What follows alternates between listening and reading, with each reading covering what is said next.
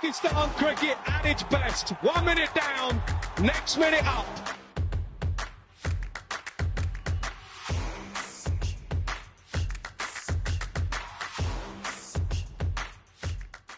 Thanks very much, folks, for joining me once again. Sad Sadiq, bringing you another exclusive interview on PakPassion. Delighted to be joined by a regular guest of ours, a dear friend of mine, somebody who's been involved with PakPassion and supported the site for many, many years.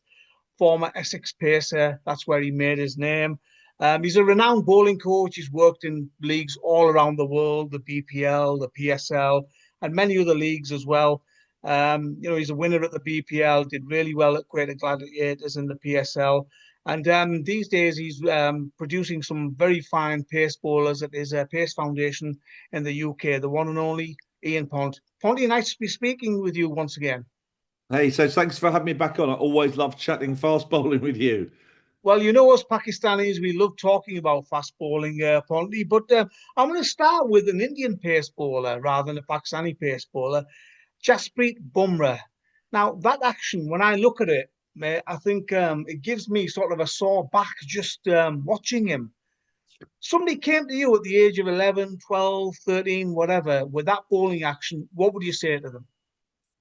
Well, that's a really interesting question, actually. Part of the problem we have as young cricketers is we tend to mimic. So we watch a lot of television. We say, I want to bat like Barbara Azam, or I want to bowl like Mitchell Starc, or I want to bat like Viv Richards. So what we tend to do is we try and copy their style. But style is unique. It's something that you have. Structure is something that you can replicate. Like you can replicate, rows of things. But when a certain style, a way it's done, the flow and the feel of it is unique to that player. And in Jasprit Bumrah's case, someone came to me, let's say as a 12-year-old, that had mimicked his action. I would question why they were mimicking him. But if they actually, let me spin it around. If you sent me a 12-year-old Jasprit Bumrah, let's actually take him. Would you change him? Which is the question. What are you changing him to? Because if you're successful with what you have, the danger with coaching sometimes is you can change things that don't need changing. I suppose coaches should be a little bit like the medical profession, do no harm. Our job as coaches is to make sure people are in safe positions to bowl. It doesn't mean they all have to end up bowling with a Brett Lee style action, which was kind of been the model touted around for a long time. And he has one of the best technical bowling actions. And then someone like Alan Donald as well, easy on the eye. But then you have those other bowlers who, in Bumrah's case, looks very stiff and rigid. It doesn't look like it's flowing, but it works for him. So I think if you have a young player, because I work with them all the time, is you'd need to spend time watching how they move. And you could find out from them whether or not that style of bowling they have is totally natural to them in terms of their physical body. The other thing is, Saj, as well, and I've been very aware of this over the years. I worked 30 years, I've written all books on this subject. There's a danger we want to dive in and share our knowledge as coaches with a bowler who may already be very good. The challenge is once you change their position, does it create some stress in another part of their body? Does it create a movement they're not used to and actually ends up giving them an injury rather than helping them with something that you think might be injurious? So, great question. I mean, it's one of the hardest questions actually you're going to probably ask me. If you have a bowler with unusual action, what do you do? I think you find out whether it works for them or not, firstly. And then secondly, is it safe? But that kind of then brings us into what is safe, because obviously these bowlers are bowling a lot of overs. So fingers crossed you can stay safe when you're bowling. Well, just on that topic there about Bumrah being stiff and a little bit injury prone, he's been picking up quite a few injuries of late, hasn't he? And even in this England series, they're having to, handle him carefully, wrap him in cotton wool. Are those injuries because of his action, or is it just wear and tear? I don't think it's necessarily because of his action. When he releases the cricket ball, as I call it, 10 peg 3, but it's the actual ball release. Positionally, he's very good. He's aligned to target. Everything is where it should be. And he obviously has that hyperextension in his elbow, which is a natural thing for him. He has a very awkward back foot that rotates almost on the side, and it looks like he's rolling his ankle. has very stiff legs like a step ladder. The back is not the back leg should have a little bend in it, which I call a drop step, and it should be a nice. It's a bit like a batter playing a sweep shot. They bend the back leg. He's quite stiff, but he's always had that. Unless he had injuries as a young bowler, this sounds like this is a wear and tear issue. And when I say wear and tear, and I always bang on about management of players because these guys want to play in all three formats. He's wanting to play Test cricket as the pinnacle, obviously IPL T20, 50 over stuff. And what's having to happen with a lot of these bowlers is then they don't necessarily have that robustness in their body. I don't want to go back to say when I played, but we bowled a lot of overs. We didn't spend a lot of time in the gym. We were actually playing a lot of cricket. I wonder whether there's less cricket being played, but because the bowlers maybe aren't as robust as they could be with those overs, maybe they're getting in the gym and getting fit. They're not getting the overs in the system, that they're actually then breaking down a little bit when they're asked to push it because they don't quite have. I'm not saying in his case, I'm just saying generally. I think specifically with him, he's such an asset for India. I mean, he's such a great bowler. It's a shame when he starts getting injured. I think it does expose their bowling attack a little. Although, of course, recently this summer we've seen in England they're bringing some fresh faces in, but he's a world class bowler. I don't think it's because of his action stage. I just think that maybe it's a management issue for him. Speaking of robust, a young pace bowler that you're very familiar with, Pakistani pace bowler Naseem Shah. Now, when he burst onto the scene, Ponty, he was, the talk of the town. Everybody was raving about him, the fact that he's bowling over 90 mile an hour, just a teenager. But that sort of fanfare has now turned into criticism, concerns, worries about his future. What have you seen, Ponty? Because you're somebody, obviously, who sees things that, like, the average cricket fan or the cricket writer doesn't notice. To me, he doesn't seem the same bowler these days. Yeah, challenging for him. I mean, on one level, I mean, he burst through as a 17-year-old, and I mean, I think he took a hat trick in a test, and I mean, it was just. I was watching him bowl, thinking, firstly, he doesn't look 17. He's bowling like he's 25. As in his maturity of bowling. His head of knowledge is pretty good. Obviously, he shapes the ball away, so he's going to go a little bit wide on the crease, angle it into off stump, and shape it away, which is his skill. When he hits that, as we say, hit the right area, when he hits that hard length where the batter can't drive it and they can't cut it, it's between those two lengths. With his pace at 90 miles an hour, they've got no time nicking it to the keeper. That's when he's his best.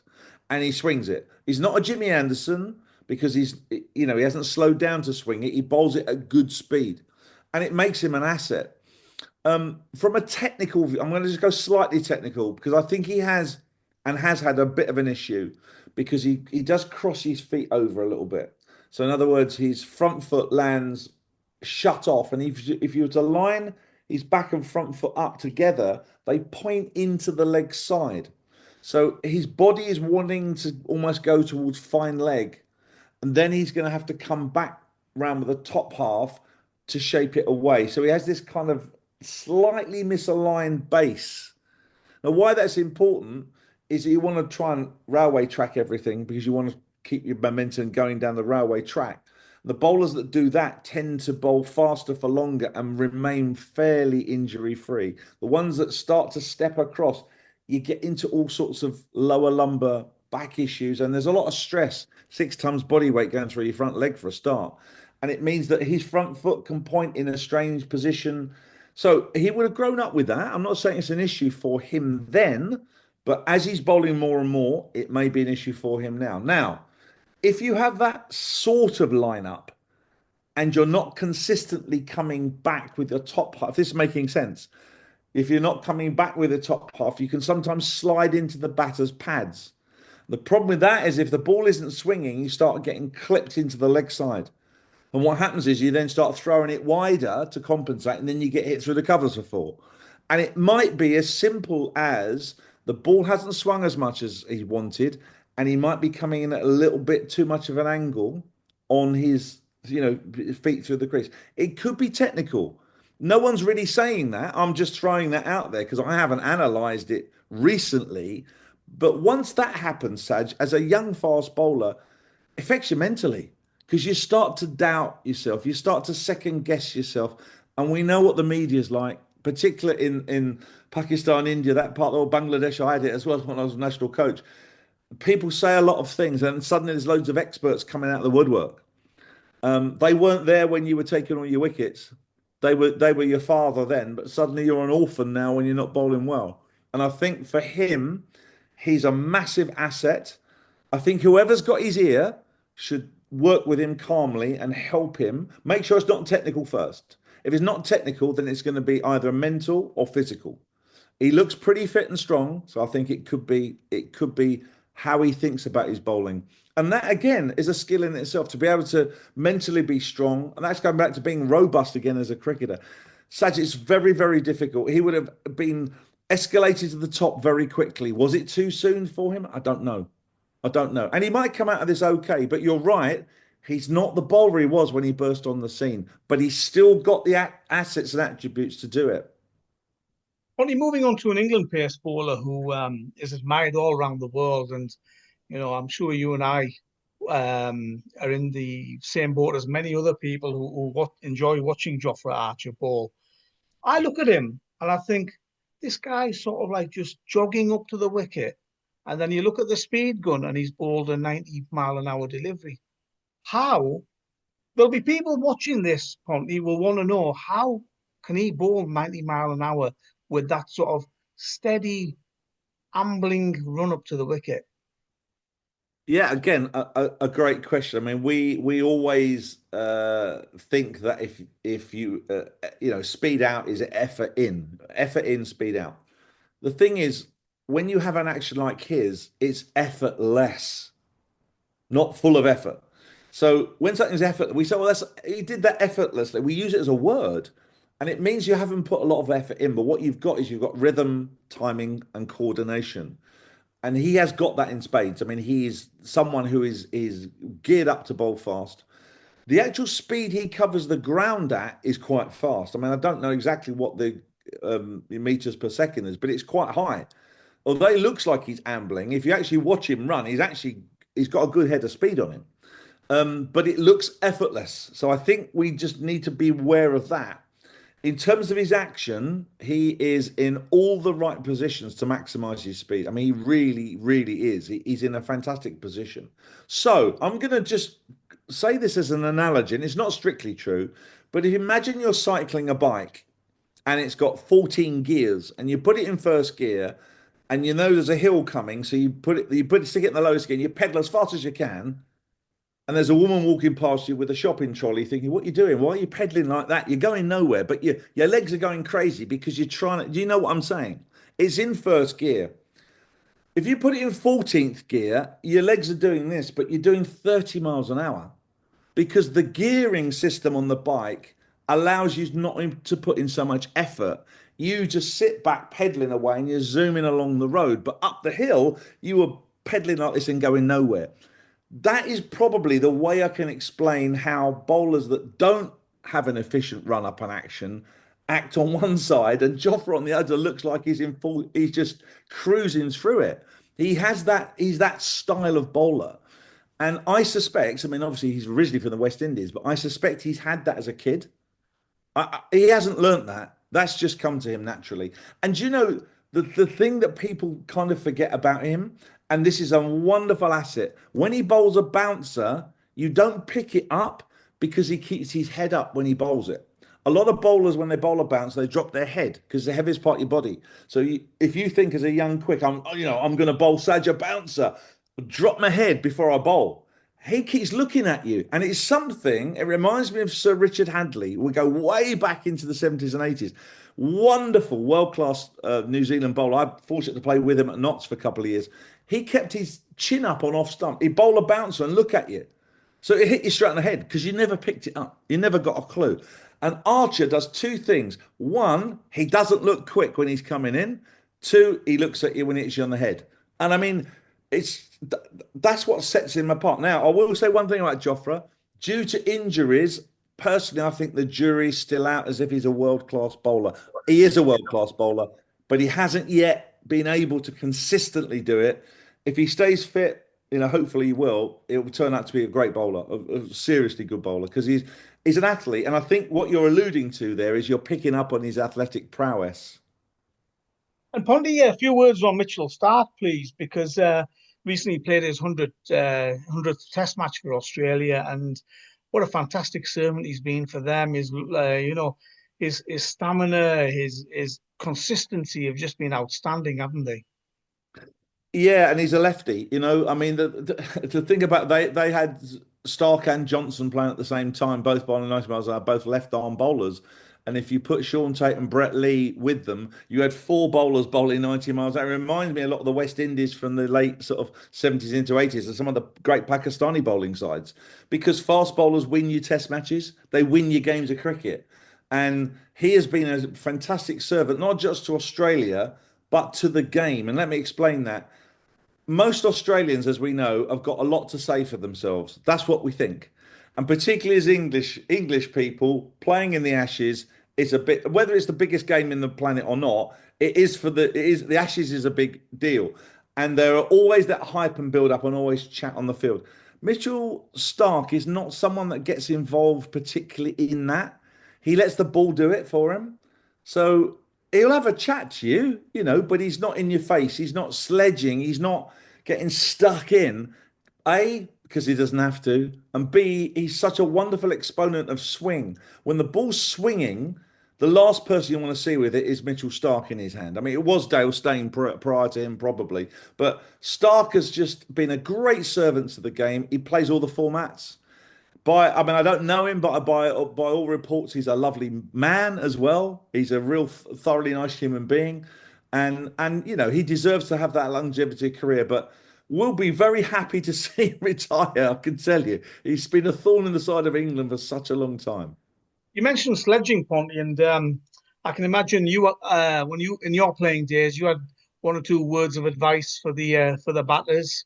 You're not a shy individual. But it's been a topic during the India-England series. And, obviously a few of the bowlers have had a few words to say. Where is the limit, Ponty, as far as you're concerned?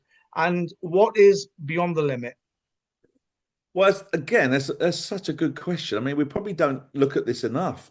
Sledging, the idea of sledging, I mean, it's just chatting, isn't it? If you and I are playing against each other and you play a bad shot, you could look at me a bit funny. I could look at you. We wouldn't have to say anything. And we both know if we're professionals, it wasn't great. Bear in mind, these are international cricketers. I mean, they know their game inside out. The only reason it's done is to get under your skin or because it's frustration. Now, if you're a young, fast bowler, and someone keeps edging you through the slips, and in the end, or someone drops a catch off you, you get really wound up about it. I think the limit is when it becomes personal. I think if you call someone names, if you go down that route where that becomes abusive, I think there's the line, and that's where an umpire should step in. I do remember playing a lot of cricket in the 80s. Yeah, I had a lot to say for myself. I played against people like Ian Botham. He had plenty to say for himself, and you end up having almost a verbal boxing match with people. And the umpires would stand there with popcorn, they're like watching. They wouldn't get involved in it as long as it didn't get sort of fisticuffs, or as long as it didn't get too personal. So I think the line is abuse, and that would be when someone gets very personal about it. But listen, it's great fun when people have a bit of a chat and the crowd start getting involved in it, and it just. You see Stokes clapping his hands and trying to get the crowd. So that you know what I'm saying is that you don't want a library out there, do you? You want it to be a little bit. But yeah, I think the line there where I draw it is if it gets personal. That's where I would say. And finally, Ponty, we've over the years, Pakistan has had a great fast bowling tradition. Australia, England, West Indies, you've mentioned there, and South Africa have always been able to produce great fast bowlers. And many people thought that once Dale Steyn retired, that production line would slow down, but it hasn't. They keep producing these great fast bowlers, and we keep seeing these new names coming through. I don't know how much you know about South Africa's domestic system or their coaching setup, whether you've got any contacts or friends out there, Ponty, but how are they doing? What are they doing right? I played a little bit in the Curry Cup when I was a pro at Essex. I went over and played in the South African first class system. Like Australia and to an extent New Zealand, their first class cricketers play club cricket firstly on a weekend. They get picked for their state side, and then they get picked for their national team. What happens in the UK, of course, is our club cricket, all the professionals get sucked out of it. You don't want any pros playing club cricket. But in Australia and South Africa, they have a very similar system, which allows a hierarchical structure. So if you are any good, let's say, Saj, you're a young fast bowler coming up, you take wickets on a regular basis, you've got a chance of getting called up to the state team. You then take wickets, you can go all the way to the test side. There's a pathway that's there. You haven't got to spend 5 years waiting for your turn. And I think that encourages people to have a go at it. Now, also, you need role models. You need role models. And Sean Pollock and Alan Donald are two of the greatest role models I think the generation coming up next could ever have. And Dale Steyn, as I know I work with Dale, but Dale was inspired by Alan Donald, and when AD was bowling coach, he worked with him. They're sharing knowledge with each other. It inspires a lot of players to come through. You've got a lot of township bowlers coming through the Black Townships. They do great programs. There's sponsored programs. These kids are seeing a way out from where they are. They can earn some money on the international stage and maybe get a gig in the IPL and go on or play in the Pakistan Super League or play in Caribbean leagues. Those opportunities are there now. So I think what you're finding is their marketplace is open and they've got good role models. I think they've got a decent, strong structure. It was based originally on the English coaching system. They have great weather.